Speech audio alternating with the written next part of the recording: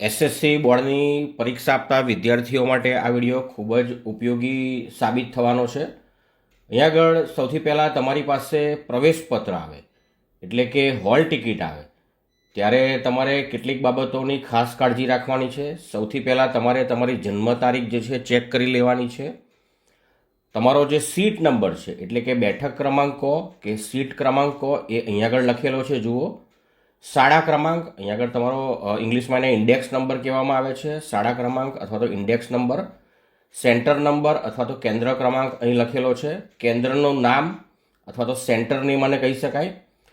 અહીંયા આગળ તમારું નામ લખેલું છે. જે વિદ્યાર્થી પરીક્ષા આપવાનો છે એનું તમારે તમારા સ્પેલિંગ બરાબર ચેક કરી લેવાના છે. જો કોઈ પણ ભૂલ જણાય તો તમારે તમારા વર્ગ શિક્ષકને જાણ કરવાની છે.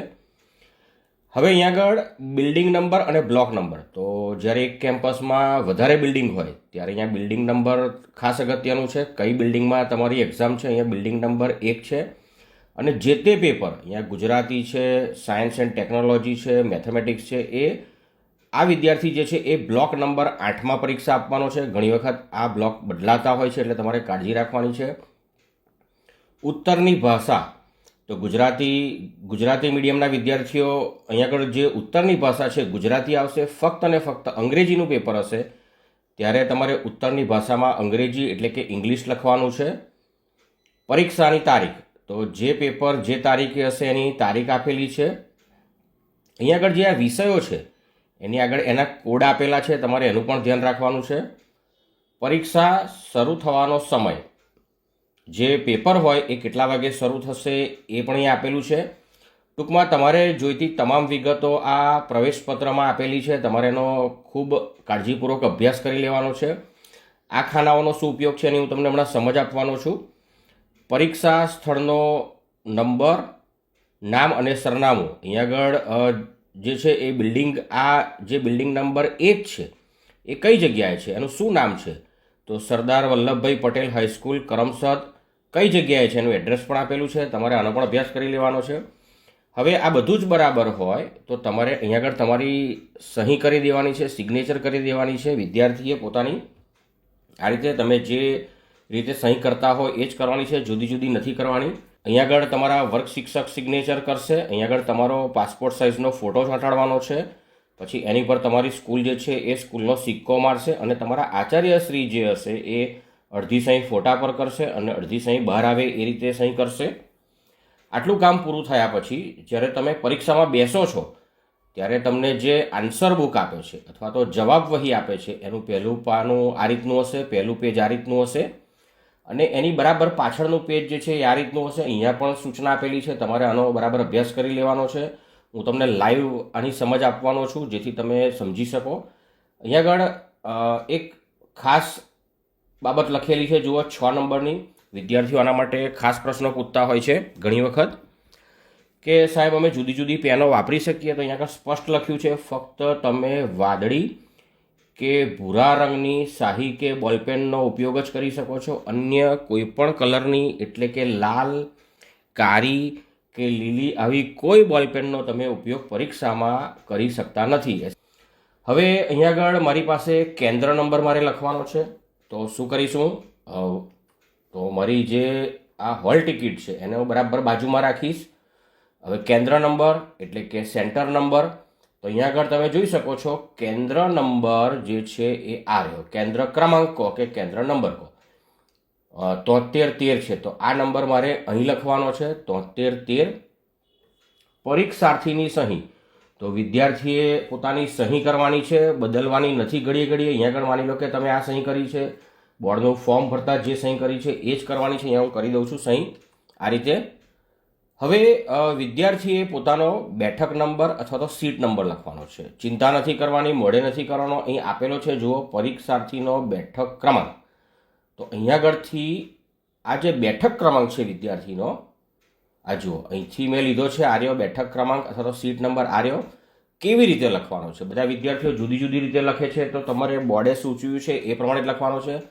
પહેલા ખાનામાં અહીં લખવાનો છે બી, પછી 8, પછી 2, પછી 8, પછી 9, પછી 8, 4 અને 5 આ રીતે લખવાનો છે. હવે આ જ બેઠક નંબર તમારે શબ્દોમાં લખવાનો છે, તો આ રીતે લખવાનો છે. પહેલા બી, પછી 8, પછી 2, પછી 8, પછી 9, પછી 8, પછી 4 અને 5. વચ્ચે સ્પેસ રાખી છે મેં, જુઓ એટલે સ્પષ્ટ ખબર પડે. હા, અહીંયા આગળ ખંડ નિરીક્ષકની સહી નામ સાથે.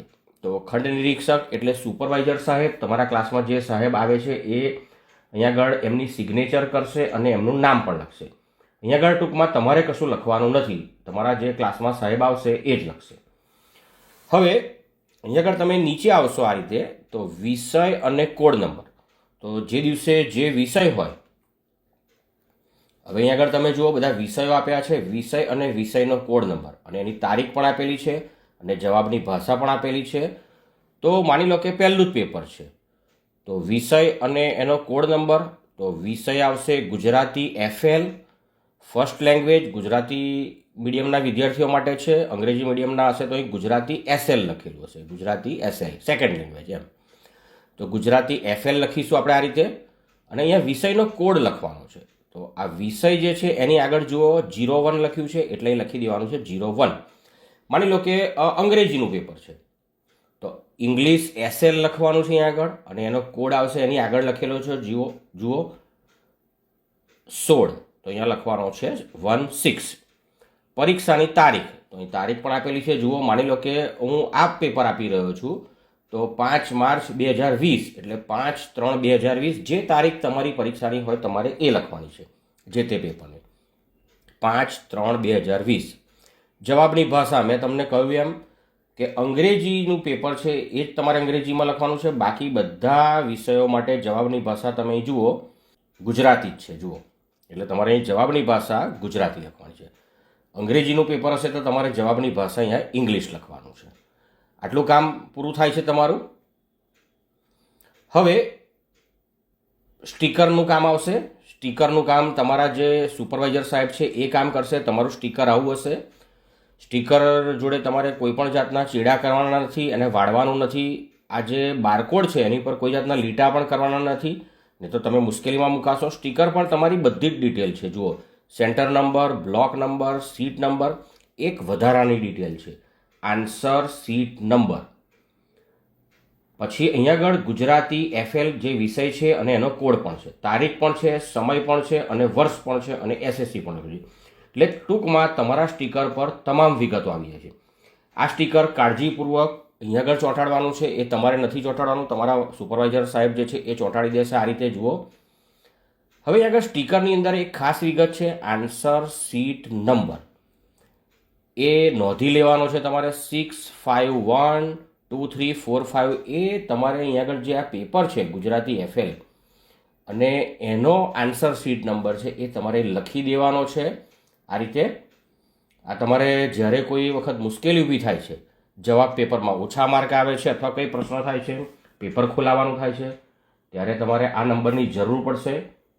અને અહીંયા આગળ તમારા જે નિરીક્ષક છે, સુપરવાઇઝર સાહેબ છે, એ અહીં સહી કરી દેશે એમની, એટલે એમનું કામ પૂરું થાય છે. હવે તમારું પેપર લખાઈ ગયું છે એટલે આવું એક ખાખી સ્ટીકર આવશે. આ ખાખી સ્ટીકરનો પાછળનો ભાગ છે, આ એની ઉપરનું આ રેપર ઉખાડી દેવાનું છે અને પછી આ રીતે છતું કરવાનું છે અને આ સ્ટીકરને આ રીતે અહીંયા ચોંટાડી દેવાનું છે. આમ આ રીતે ચોંટી જશે એટલે ફક્ત આટલી જ ડિટેલ બહાર રહેશે. બોર્ડ જે છે આને સ્કેન કરીને તમારી ડિટેલ મેળવી શકે છે. હવે એકવાર સ્ટીકર ચોંટ્યા પછી તમારે કોઈપણ જાતના ચેડા કરવાના નથી. ખૂબ કાળજીપૂર્વક સ્ટીકર ચોંટાડવાનું છે. તમને ના ફાવે તો તમારા સાહેબને કહેવાનું છે, તમને ચોંટાડી આપશે. અહીંયા આગળ તમારું કામ પૂરું થાય છે. હવે માની લો કે તમે પુરવણી, આ જવાબ વહી છે એટલે એનો 1 નંબર અથવા 1 જવાબ વહી અને અહીંયા આગળ પુરવણી. હવે માની લો કે તમે પુરવણી નથી લીધી તો 0 લખવાના. 1 પુરવણી લીધી હોય તો 1 લખવાના, પણ મેં માની લો કે પુરવણી નથી લીધી તો હું 0 લખીશ અને આનું ટોટલ અહીં લખી દેવાનું છે. એટલે આપણું જે આ કામ છે એ મિત્રો પૂર્ણ થાય છે. અહીંયા આગળ જે પરીક્ષક હશે, સમીક્ષક હશે અને કોઓર્ડિનેટર હશે એ એમની રીતે આ પેપરને તપાસશે. જે પરીક્ષક જે છે લાલ પેનથી તમારું પેપર તપાસતા હોય છે, પછી જે સમીક્ષક હોય છે એ કાળી પેનથી પેપર તપાસતા હોય છે અને જે કોઓર્ડિનેટર છે એ લીલી પેનથી તમારું પેપર જે છે તપાસતા હોય છે. એટલે તમારે આ જવાબ પેપરની અંદર જે બ્લુ કલરની પેન છે એટલે કે ભૂરી પેન છે એ સિવાય કોઈ પણ જાતની પેન વાપરવાની નથી. તમે આકૃતિ માટે પેન્સિલનો જ ઉપયોગ કરશો. તમારે જો આકૃતિ દોરવાની જરૂર જણાય આની અંદર જે તે પ્રશ્નમાં તો તમારે એ પેન્સિલથી દોરવાની છે. તમારા વિષયમાં જે તે સૂચના આપી હોય તમારી સ્કૂલમાં તમારા શિક્ષકશ્રી એ પ્રમાણે. તો આ રીતે તમારું આ જે પેજ જે છે આ રીતે ભરવાનું છે.